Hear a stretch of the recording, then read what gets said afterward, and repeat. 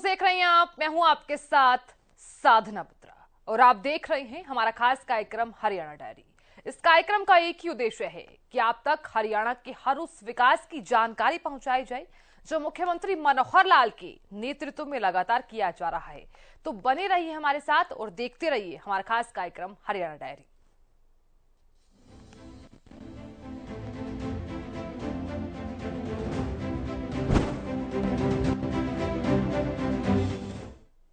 हरियाणा में शीतकालीन सत्र से पहले पंचकुला में विधायकों के प्रशिक्षण शिविर का आयोजन किया गया है, जिसमें सीएम मनोहर लाल मुख्य अतिथि के तौर पर पहुंचे और इस दौरान सीएम मनोहर लाल ने विधायकों को बजट की बारीकियों को समझाया। स्पेशल रिपोर्ट देखिए।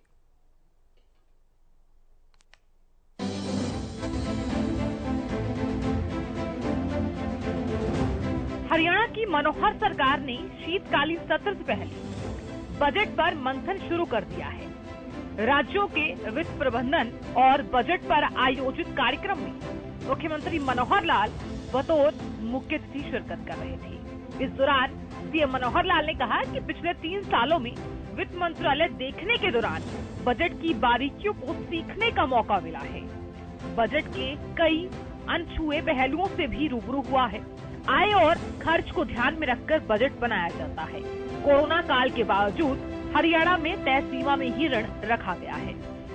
हम अपना जो नया बजट है, सामान्यतः मार्च के महीने में बजट हम लेकर आते हैं और 3 महीने पहले आज बजट सत्र पर जो प्रशिक्षण का ये कार्यक्रम रखा गया है, इस कार्यक्रम में बजट की जो भी बारीकियां हैं या संबंधित अधिकारी अपने सामने रखेंगे। हम में से बहुत से विधायक कई बार से विधायक हैं, उनको कई बार का अनुभव है। कुछ इस बार के भी विधायक हैं जिनको 3 वर्ष का पहला बजट का अनुभव है और चौथे वर्ष का ये बजट का अनुभव उनका होगा। मुझे भी 8 वर्ष से लगातार इस बजट का जो एक प्रकार से इस सरकार के नाते से अध्ययन करने का, उसको विधानसभा में जैसे चर्चा होती है उसका एक अनुभव प्राप्त हुआ। और खास करके इस सत्र में जब 3 वर्ष से वित्त मंत्री के नाते बजट खुद रखने की का जो अवसर मिला है, उसमें बहुत से ऐसे नए विषय जो शायद वित्त विभाग से जुड़े होने के बाद ही प्राप्त मिलते हैं, वो अनुभव बाकियों को उस प्रकार के नहीं होते हैं। क्योंकि वित्त विभाग की एक जिम्मेवारी होती है, बजट तो एक गिनती का ही एक सिस्टम है। जो हमारी प्राप्तियां हैं वो हमारा खर्च होना चाहिए। हमारे पास तो छूट इतनी ही है कि अधिकतम प्राप्तियां कैसे प्राप्त करके और अपने उस बजट का किस प्रकार के हम यानी समेकन करते हैं कि कैसे किस विभाग में कितना बजट हमको डालना है। हम अपनी प्राप्तियों से अधिक बजट को खर्च नहीं कर सकते हैं। ये भी ठीक है कि जो हमारी अपनी आय है, इनकम है, उसमें प्राप्तियों में हमें ऋण लेने की भी एक छूट होती है और उस ऋण लेने की एक सीमा ये तय की गई है। जो हमारा जीएसडीपी है उसके अनुसार वार्षिक कितना हम ऋण ले सकते हैं और कुल ऋण कितना मैक्सिमम हो सकता है, ये भी एक सीमा तय है। मुझे खुशी इस बात की है कि भले ही कोविड के कारण से हमारे जो प्राप्तियों में कुछ कमी आई और उसके कारण से थोड़ा कठिन दौर भी निकला, केंद्र सरकार ने उसमें छूट भी बढ़ाई। जो 3% वार्षिक की छूट होती है जीएसडीपी की, उसको 4% भी किया गया, 4.5% भी किया गया। कुछ थोड़े बंधन भी लगाए कि जैसे आप कुछ सुधार करते हैं तो उसमें आधा % आप ज्यादा भी कर सकते हैं। कुछ प्रदेशों ने 5% की मांग की है तो 5% तक भी उनको जाने का अवसर मिला है। लेकिन हमें संतोष इस बात का है कि हम अपनी 3.5% से ऊपर हमने जीएसडीपी का जो घाटा है वो नहीं जाने दिया, यानी ऋण जो है वो नहीं हमने लिया। और हमारी कोशिश यही है कि 3.5 से ऊपर ना जाए, बल्कि 3 तक की जो पुरानी सीमा है उसके अंदर ही हम रहें। संयोग से हमारे यहाँ का जो उद्योग है, हमारे यहाँ की जो आय है विभिन्न स्रोतों से वो ज्यादा हमारी होती है। जीएसडीपी भी हमारा कृषि प्रधान प्रदेश होने के नाते से हमारी पर्याप्त अच्छी है। तो उस जीएसडीपी के कारण से हमको ऋण की सुविधा ये मिलती है, जिसका समय के हिसाब से हम उसका उपयोग करते हैं। बहुत बार ये विषय आता है कि हरियाणा में इतना कर्ज हो गया, इतना कर्ज हो गया, इतना कर्ज हो गया। वो एब्सोल्यूट वैल्यू में तो दिखता है बहुत ज्यादा हो गया है, लेकिन उसका एक उपयोग हम विकास के नाते करते हैं, समाज के अंदर जिस प्रकार की आवश्यकता होती है उस नाते से करते हैं, लेकिन हम अपनी लिमिट से बाहर नहीं जाते हैं। ये प्रश्न तब खड़े हों जब हम लिमिट से बाहर जाकर के अपनी जीएसडीपी का ध्यान न रखते हुए और ऋण ले बैठे, उस समय थोड़ी चिंता का विषय होता है। लेकिन we are well within our parameters. ये मैं एक जैसा वित्त मंत्री के नाते से ये मैं आपको विश्वास दिला रहा हूँ। वित्त प्रबंधन और बजट पर आयोजित कार्यक्रम में सीएम मनोहर लाल ने दावा किया है कि हरियाणा प्रति व्यक्ति आय में बड़े राज्यों में नंबर 1 है। सीएम मनोहर लाल ने बताया कि पिछले सालों में हमने कई प्रयोग किए, इनमें बजट से पहले चर्चा का प्रयोग हमने किया, इससे काफी लाभ मिला है। मैंने बताया हरियाणा सब राज्यों से, आसपास के राज्य हों अथवा दक्षिण के राज्य हों, हमारी आर्थिक स्थिति बहुत अच्छी है।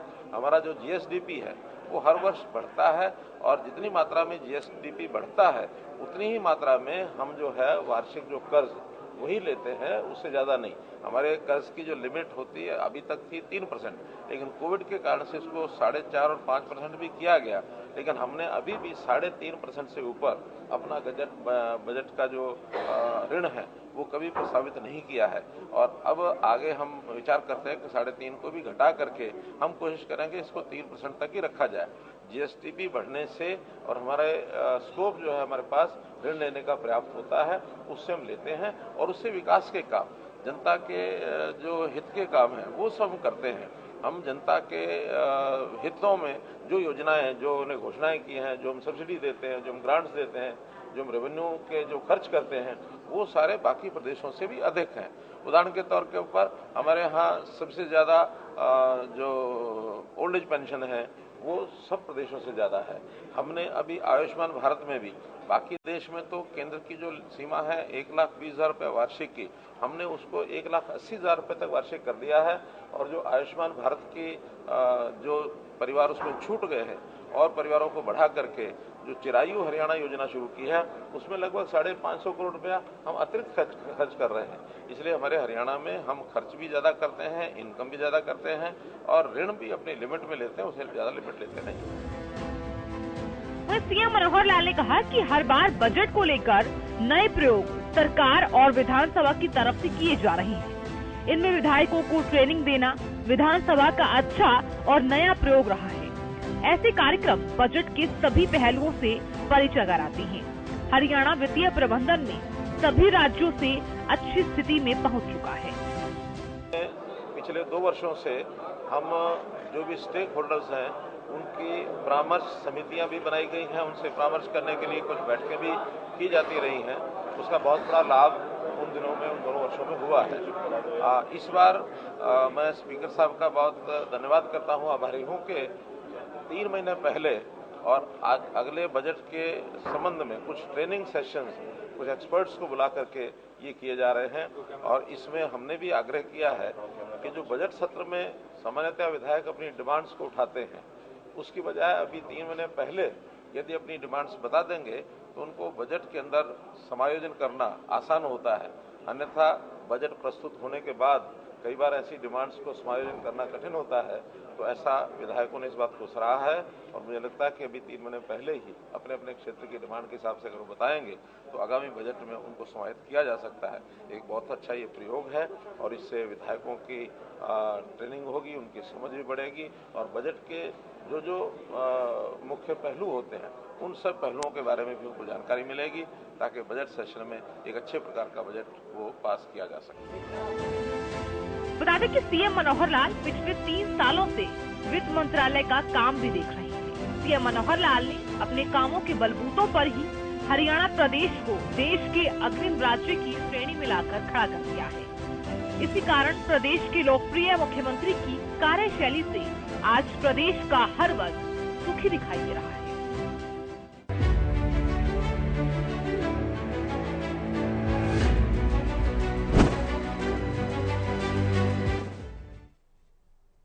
वहीं हरियाणा सरकार ने प्रदेश के प्रगतिशील किसानों को आगे बढ़ाने के लिए मुख्यमंत्री प्रगतिशील किसान सम्मान योजना की शुरुआत की थी, जिसके परिणाम अब तौर पर भी देखा जा रहा है और सोनीपत के किसान राजेश भी नींबू की विभिन्न प्रकार की वैरायटी की पैदावार करते हुए लाखों की कमाई कर रहे हैं। रिपोर्ट आप देखिए।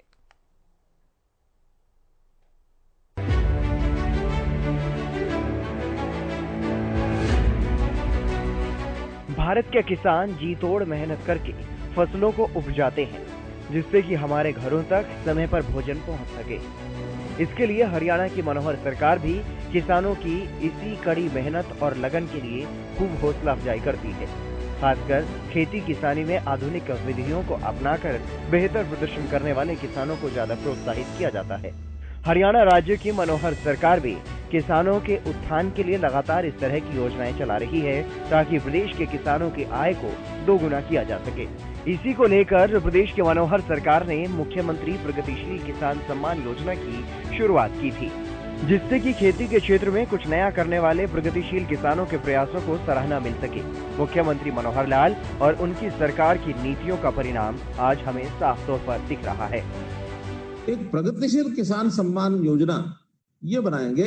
हरियाणा के अंदर किसानों में कुछ अच्छे किसान हैं, प्रगतिशील किसान हैं। हमने प्रतियोगिताएं शुरू की कि मल्टीप्लाई कैसे हो। हर एक प्रगतिशील किसान के जिम्मे लगाया है कि आप किस प्रकार से 10-10 किसानों को अपने प्रकार का बनाओ। आज अगर 500 हैं, साल के अंदर वो 5000 हो जाएंगे और 2 साल के बाद इस योजना को रिपीट करेंगे तो 5000 की जगह 50000 होंगे। उसके और 2 साल बाद रिपीट करेंगे तो 50000 से 5 लाख भी होंगे। तो छोटा किसान भी हो, वो भी अपनी खेती की इस प्रकार से उसकी उपज करे कि कैश क्रॉप के नाते वो डाइवर्सिफिकेशन की तरफ आए। सामान्य जो परंपरागत फसलें हैं उसको छोड़ करके कैश क्रॉप्स, सब्जियां, फल, इसका उपयोग करें। खेती के साथ जुड़े हुए और व्यवसाय, जैसे कुंभी का व्यवसाय है, जैसे मधुमक्खी का व्यवसाय है, जैसे मछली पालन का व्यवसाय है, ऐसे पिगरी का है, ऐसे बहुत से व्यवसाय हैं जिसको उस खेती के साथ जोड़ करके कर सकता है। हमारे किसान की आय कैसे डबल हो, तो ये हमने इस प्रकार की योजनाएं बनाई। साथ ही किसान मित्र योजना इस पर विचार कर रहे हैं कि हर एक किसान का कोई ना कोई उसको समझाने वाला, उसका बैठने वाला, उसको अपनी किस प्रकार से फसल बोनी चाहिए, कैसे उसको बेचना चाहिए, आमदनों को उसको कैसे खर्च करना चाहिए। अर्थ प्रबंधन ये भी एक बहुत बड़ा विषय होता है। अनपढ़ व्यक्ति कई बार जितनी आमदन होती है उसको ठीक ढंग से खर्च ना करके नाप छाप कर करता है। तो ये किसान मित्र योजना बहुत बड़ी योजना आगे लेकर के आने वाले हैं। तो इस प्रकार से किसान को किस प्रकार आगे ठीक किया जाए।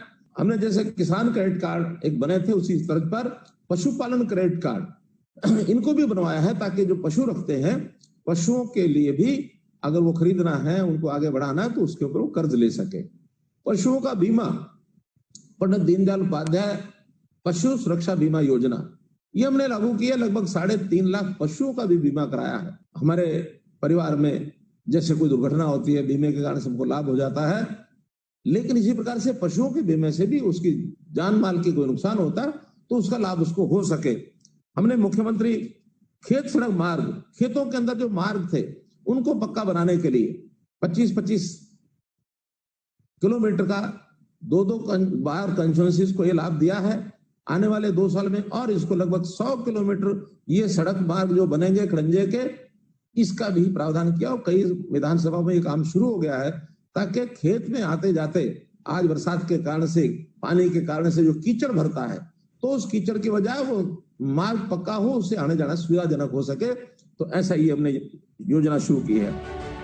आधुनिकता के इस दौर में किसान परंपरागत खेती को छोड़कर आधुनिक और जहर मुक्त खेती की तरफ अग्रसर हो रहे हैं और इसका उन्हें कई गुना मुनाफा भी मिल रहा है। सोनीपत के रहने वाले राजेश डबास इन दिनों नींबू की विभिन्न प्रकार की वैरायटियों की पैदावार कर रहे हैं और अच्छा मुनाफा भी कमा रहे हैं। साथ ही जहर मुक्त नींबू की खेती करने वाले राजेश घर में ही नींबू से अचार भी तैयार करते हैं, यानी कि खेती के साथ साथ एक अच्छे स्तर पर नींबू के अचार का व्यापार भी उन्होंने करना शुरू कर दिया। किसान राजेश करीब 20 साल से बागवानी के क्षेत्र में कृषि का काम कर रहे हैं, लेकिन प्रदेश की मनोहर सरकार की योजनाओं से प्रभावित होकर अब 2-3 साल से नींबू की खेती से भी कई गुना मुनाफा प्राप्त कर रहे हैं। ये खेती बहुत दिनों से कर रहा हूँ। पहले हम गेहूँ, धान ये ज़्यादा लगाते थे, पर अब 20-22 साल से मैं बागवानी में आया हूँ और अब 2-3 साल से और ज़्यादा आया हूँ। मैंने कई तरह के नींबू अलग अलग वैरायटी के तौर पे लगाए हुए हैं। जिसमें कलकत्ता का देसी है, अपना गोल देसी है, बारूमासी है और जो मोटा नींबू होता है अचारी वो भी है अपने पास। और पूरे साल नींबू चलता रहता है, एक वैरायटी ख़त्म होगी दूसरी चलेगी, दूसरी ख़त्म होगी तीसरी चलेगी। इससे हमें काफ़ी लाभ हो रहा है। और इसके नीचे हम मेथी, पालक, धनिया अब कटिंग हो रही है। कटिंग करने के बाद हम ये सब लगाएंगे ताकि जो भी खर्चा हमारा मजदूरी का बैठे उससे ये निकल जाए। सर, बात करें तो बाजार में किस प्रकार की डिमांड रहती है और कितना मुनाफा जो है दूसरी फसल की बजाय यहाँ से ले रहे हैं, पैदावार कितनी रहती है? हमारे यहाँ भारतवर्ष में मार्केटिंग की बड़ी समस्या है, बहुत ज़्यादा समस्या है। जो छोटी मंडियाँ हैं वो तो बिल्कुल ही इग्नोर करती हैं, पर जो दिल्ली जाता है हमारा सामान, वो हमारे एक साथी है वहाँ से बालाजी के नाम से है आज़ादपुर, वही ले जाते हैं यहाँ से और वो वहाँ से 2 किलो की पैकिंग करके मॉल में नोएडा, गुड़गांव और कई जगह वो ही सप्लाई करते हैं। मेरा तो 3 साल से वही सारा माल उठा रहे हैं। क्यों? यहाँ तो रेट बहुत कम मिलता है और दिल्ली वो अपना रेट बिल्कुल ठीक दे रहे हैं। क्यों? ये नेचुरल है बिल्कुल, इसमें कोई भी पेस्टिसाइड वगैरह का कोई वो नहीं है।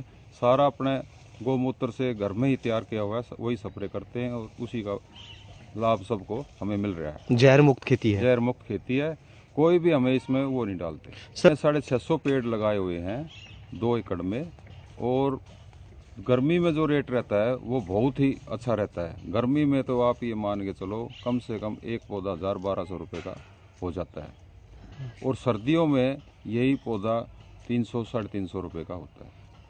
अच्छा मुनाफा मिल रहा है? अच्छा मुनाफा मिल रहा है उसकी तुलना में। क्योंकि सारे साल चलती है। गेहूँ धान की तो 6 महीने में एक बार फसल आती है, धान की जैसे 6 महीने में आएगी, गेहूँ की 6 महीने में आएगी, ये तो चलता रहता है, पूरे वर्ष चलता रहता है। उसकी तुलना में ये लगा लो कम से कम 2-2.25 लाख रुपए एकड़ के आराम से आ जाते हैं।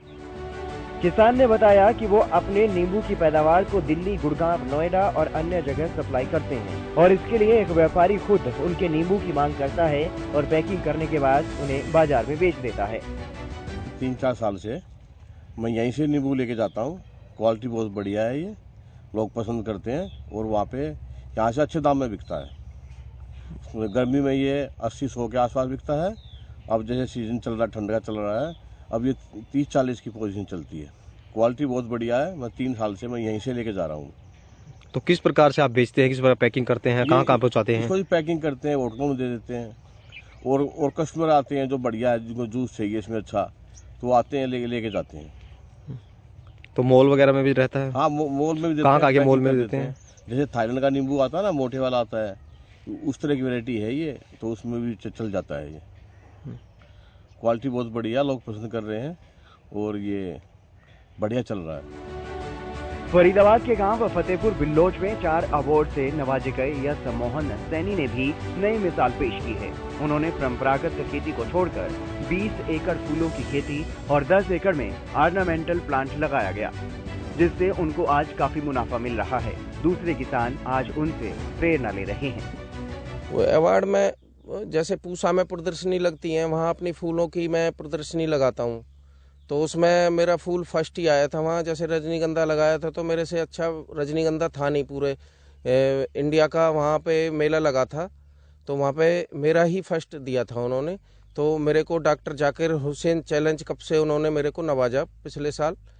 तो एक तो वो मिला था, एक हमारे जो गवर्नर हैं हरियाणा के कप्तान सिंह सोलंकी, उन्होंने अवार्ड दे करके नवाजा था। तो वहाँ पे जो बीजेपी सरकार में गुड़गांव में जो मेला लगा था अपना तो बहुत बड़ा मेला लगा था वहाँ, तो वहाँ पे स्टॉल दी गई थी मेरे को। तो स्टॉल में यही समझाया गया था किसानों को कि दुनिया से अलग हट के चलो, धान और गेहूं की खेती ना करके दुनिया से अलग हट के कुछ करिए। तो उसमें मेरा काम जो था ये दुनिया से अलग हट के है, फूलों की खेती है और इसमें फूलों के साथ साथ जो फूलों के गुलदस्ते बनते हैं, उसमें जो ऑर्नामेंटल प्लांट लगते हैं, जो पत्तियां लगती हैं, वो यहाँ पे मेरे यहाँ 38 वैरायटियाँ हैं ऐसी जो फूलों के साथ लगती हैं। तो मैंने वो सारी प्रदर्शनी में किसानों को समझाया था कि भाई दुनिया से अलग हट के करिए काम। तो इसलिए उन्होंने फर्स्ट अवार्ड मेरे को ही दिया था। और क्या क्या आपके प्लांट में क्या है, इसमें कौन कौन से फूल है या कौन कौन से आपने? देखो, फूलों की बहुत सारी वैरायटी है हमारे पास। जैसे ग्लाइड है, ग्लाइड में भी हमारे पास मल्टी कलर हैं। हॉलैंड से भी हमने वैरायटियां मंगाई हैं, तो बहुत सारी वैरायटियां हैं। रजनीगंधा में भी बहुत सारी वैरायटियां हैं हमारी। तो मैं आपको अभी फार्म पे विजिट कराऊंगा फूलों के पर भी, तो वहाँ रजनीगंधा की बहुत सारी वैरायटियां हैं। और ग्लाइड में भी जैसे वाइट है, वाइट एस्टरडम है, वाइट में बहुत सारी वैरायटियां हैं। येलो में भी बहुत सारी वैरायटियां हैं, पिंक में भी बहुत सारी वैरायटियां हैं हमारे पास। तो और गुलदावरी का भी काम रहा है यहाँ पे। फूलों का बहुत बड़ा हब है ये फूलों का। हमारे किसान जो है फूलों की खेती ज़्यादा से ज़्यादा सतर पर करते हैं यहाँ। और हमने एक FPO बना रखा है दाऊजी फूल उत्पादक के नाम से। तो उसमें हम किसानों को यही ज़्यादा से ज़्यादा बता रहे हैं कि भाई ये जो है दुनिया से अलग हटके कुछ करिए। अब मान लो हम खेती करते हैं उसकी सब्जी की, तो सब्जी की भी खेती हम किसानों को यही समझाते हैं कि उसको जैविक पे लाओ। क्योंकि हम कीटनाशक अगर स्प्रे करते हैं, भिंडी है जैसे, बैंगन है, तो उन पे हम कीटनाशक जो हम दवाई स्प्रे करते हैं कीड़े के लिए, तो बहुत डेंजर होती है, वो कैंसर को सीधा सीधा न्योता देती है। तो हम अपने यहाँ पे केंचुए का खाद बना रहे हैं और उसमें गौमूत्र पे हम एक लिक्विड तैयार कर रहे हैं। उसको हम फ्री सेवा करके किसानों को देते हैं और उसको ही स्प्रे करवाते हैं। वो ना तो किसी पे साइड इफेक्ट करता है और एकदम जैविक आइटम मिलता है उनको। तो कितने एकड़ में आपकी ये खेती होती है, आपने कर रखी है? ये देखो, हमारे यहाँ पे कम से कम 300-400 एकड़ में फूलों की खेती होती है जो हमारे किसान कर रहे हैं। और मेरा अपना खुद का 20 किले में फूलों का काम है और 10 एकड़ में ऑर्नामेंटल प्लांट हैं जो फूलों के साथ पत्तियां लगती हैं। पत्ती भी ये 38 वैरायटी की हैं, जैसे डंडेला है, एस्पराग्रास है, गोल्डन है, मुरैया है, साइकस पाम है, आरी का पाम है। बहुत सारी वैरायटियां हैं हमारे यहाँ पे, जितनी भी लगती हैं सारी वैरायटियां हमारे यहाँ फार्म पे उपलब्ध हैं। कैसे सोच आई थी आपको ये फूलों की खेती करने के लिए, और ये जो आपने प्लांट में लगा, और कितना फायदा आपको मिल रहा है इनसे? देखो, पहले मैं टेंट का काम करता था, तो हमारे यहाँ 2-3 बुजुर्ग थे जो छोटे स्तर पर फूलों की खेती करते थे। तो हमारे घर की ज़मीन थी हमारे पास, तो हमने भी सोचा क्यों ना हम इसको आगे बढ़ाएं। अब मेरे 2 बच्चे हैं, वो भी इसी लाइन में हैं, तो वो और पढ़ लिख गए हैं मेरे से भी ज़्यादा। तो इसको हम बिल्कुल टेक्निक उस पर ले करके जाने वाले हैं, जो एकदम जैसे टपका सिंचाई हुआ अपना। टपका सिंचाई से एक तो पानी की बहुत ज़्यादा बचत है। पानी हमारे यहाँ ज़मीनों में है ही नहीं है, पानी धीरे धीरे ख़त्म होता जा रहा है। तो हम अपने किसानों को ज़्यादा से ज़्यादा टपका सिंचाई पर और मल्चिंग लगवा कर, उससे क्या है, नलाई भी ज़्यादा कम होती है। और मल्चिंग से हमें 2 बेनिफिट हैं, क्योंकि 75% ज़मीन को हिटेड करता है वो, और खरपतवार नहीं होता बिल्कुल भी, तो उससे अच्छी पैदावार होती है। अब टमाटर ही लगा लो, टमाटर की हम मल्चिंग पर और टपका सिंचाई पर करते हैं तो क्विंटलों से एक एक पेड़ में माल निकलता है। प्रदेश की मनोहर सरकार और केंद्र की मोदी सरकार किसानों की आय दोगुना करने के लिए अलग अलग माध्यम अपना रही है, और कुछ प्रगतिशील किसान भी इसका अच्छा फायदा उठाकर अच्छा मुनाफा कमा रहे हैं।